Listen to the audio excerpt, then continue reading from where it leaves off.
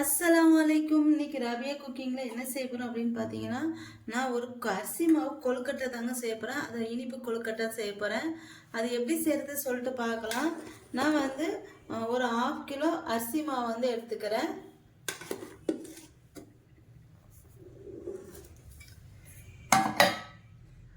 இப்போ நான் வந்து ஒரு 1/2 கிலோ அரிசி மாவு எடுத்திருக்கேன்.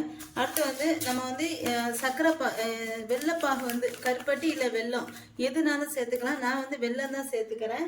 வெள்ளைப்பாகை எடுத்துக்கலாம். வெள்ளைப்பாகை எடுத்துட்டு அடுத்து ஃபஸ்ட்டு வந்து எள்ளு வறுத்துக்கிடும். நான் வந்து ஒரு 50 கிராம் எள்ளு வந்து வறுத்துக்கிறேன். நான் வந்து வெள்ளை எள்ளு தான் எடுத்திருக்கேன். இது கருப்பு எள்ளு கூட சேர்க்கலாம். கருப்பு எள்ளு தான் நல்லா இருக்குங்குவாங்க. நான் வந்து அதிகமாக கருப்பு எள்ளு தான் சேர்த்துருக்கேன். இந்த டைம் வந்து நான் வெள்ளை எள்ளு வந்து சேர்க்க போகிறேன். ஒரு 50 கிராம் வெள்ளை எள்ளு வந்து நான் வந்து வறுத்துக்கலாம் ஃபஸ்ட்டு.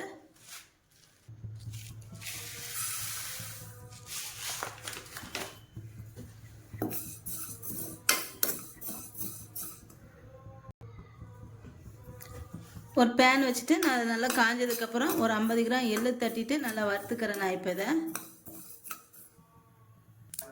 எள்ளு வந்து வறுத்தாச்சு. இப்போ இதை எடுத்துக்கலாம். இந்த மாதிரி சட சட பொரியும் போது இதை எடுத்துடணும். அடுத்து வந்து பாகு எடுத்துக்கலாம். நான் வந்து 350 கிராம் வெல்லம் எடுத்திருக்கேன். இதை வந்து நல்லா உடச்சி போட்டுட்டு இதில் வந்து கொஞ்சம் தண்ணி அதிகமாக விட்டு, ஏன்னா இந்த தண்ணி விட்டு தான் நம்ம வந்து மாவு வந்து பிசைவோம்.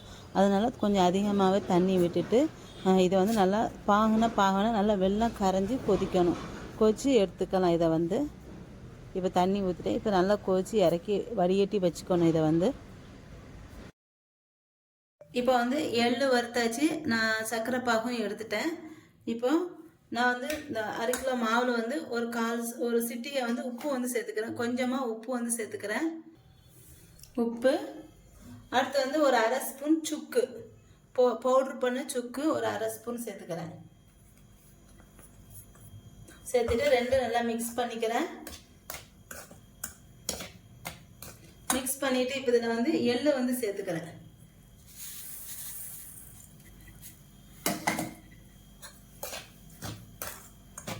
இப்போ எள்ளு சேர்த்து மிக்ஸ் பண்ணிட்டு இப்போ இதில் வந்து நான் வந்து ஒரு பெரிய தேங்காய் வந்து துருவி வச்சிருக்கேன். அதை சேர்த்துக்கிறேன்.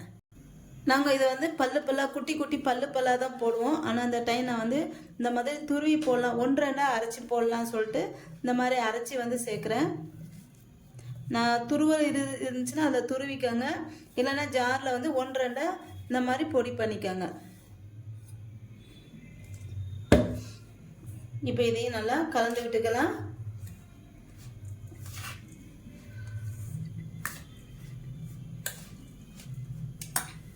இப்போ இதில் வந்து வெள்ளைப்பாகு வந்து ஊற்றிடலாம். இப்போ இது நல்லா மிக்ஸ் பண்ணிவிட்டு அதுக்கப்புறம் வெள்ளைப்பாகு வந்து சேர்க்கணும்.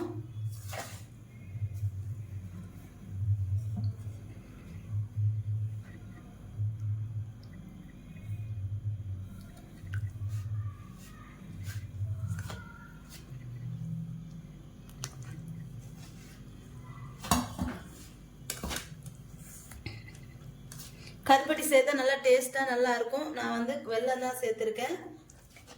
உங்களுக்கு என்ன பிடிக்குமோ அந்த மாதிரி சேர்த்துக்கோங்க. இப்போ பாருங்க மாவு வந்து நல்லா பிசைஞ்சாச்சு. பிசைஞ்சதுக்கப்புறம் நான் வந்து இந்த மாதிரி ஒரு கண் பாத்திரம் எடுத்திருக்கேன். இது வந்து வேக வைக்கிறதுக்கு இது வந்து இது மாதிரி இதில் வந்து கொஞ்சம் தேங்காய் எண்ணெய் இல்லை நல்லெண்ணெய் இதை ஒட்டாமல் இருக்கிறதுக்கு சேர்த்து தடவிக்கோங்க. தடவிட்டு இப்போ கொழுக்கட்டை வந்து பிடிச்சிடலாம். ரொம்ப பெருசாக எடுக்காதீங்க, கொஞ்சம் சின்ன சின்னதாகவே எடுத்துக்கலாம். இந்த இவ்வளோண்டு மாவு எடுத்துட்டு இந்த மாதிரி பிடிச்சிருக்காங்க.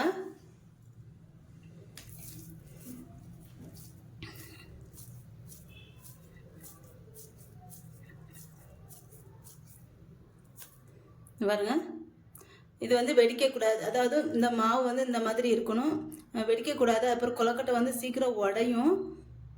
இந்த பாருங்க, இந்த மாதிரி இருக்கணும். இப்போ இது எல்லாத்தையும் இந்த மாதிரி பிடிச்சி எடுத்துக்கலாம். கொழுக்கட்டையெல்லாம் பிடிச்சாச்சு. இப்போ இது எப்படி ஆவியில் வேக வைக்கலான்னு பார்க்கலாம். நான் ஒரு சில்வர் பாத்திரத்தில் கொஞ்சம் தண்ணி விட்டு கொதிக்க வச்சதுக்கப்புறம் இதை தூக்கி வச்சிடலாம். இப்போது பாருங்க, இந்த மாதிரி வச்சிடணும். வச்சுட்டு இது மேலே ஒரு மூடி வச்சு மூடிடலாம். இல்லை இட்லி சட்டி மூடி இருந்துச்சுன்னா அதை வச்சு மூடிக்கோங்க. பாருங்க, வேக வச்சு எடுத்தாச்சு. இப்போ இதை நான் வந்து நல்லா இது வந்து 2 நாள் வரைக்கும் கெட்டு போகாது. அதுக்கு மேலே வச்சா நூல் வந்து விட்டுரும். பிக்கும்போது ஒரு நாள் ஒரு மாதிரி நூல் மாதிரி வரும், அப்படின்னா கெட்டு போயிடுச்சுன்னு அர்த்தம். ஆனால் 2 நாளைக்கு நல்லாயிருக்கும். இது என்ன செய்யணும்னா, இது இப்போ ஆற வச்சுருவோம். ஆற வச்சதுக்கப்புறம் என்ன செய்யுதுன்னு பார்க்கலாம். இது ஆறினதுக்கப்புறம் என்ன பண்ணணும்னு பார்க்கலாம். இப்போ இது பாருங்கள் நல்லா ஆறிடுச்சு. இப்போ ஆறினதுக்கப்புறம் என்ன செய்யணும், அங்கே பாருங்கள் நல்லா சாஃப்டாக நல்லா இருக்குது. இப்போ இது என்ன பண்ணணும் அப்படின்னு பார்த்தீங்கன்னா, நீங்கள் அரிசி மாவு, இந்த கொழுக்கட்டைக்கு வந்து வறுத்த அரிசி மாவு தான் யூஸ் பண்ணணும்.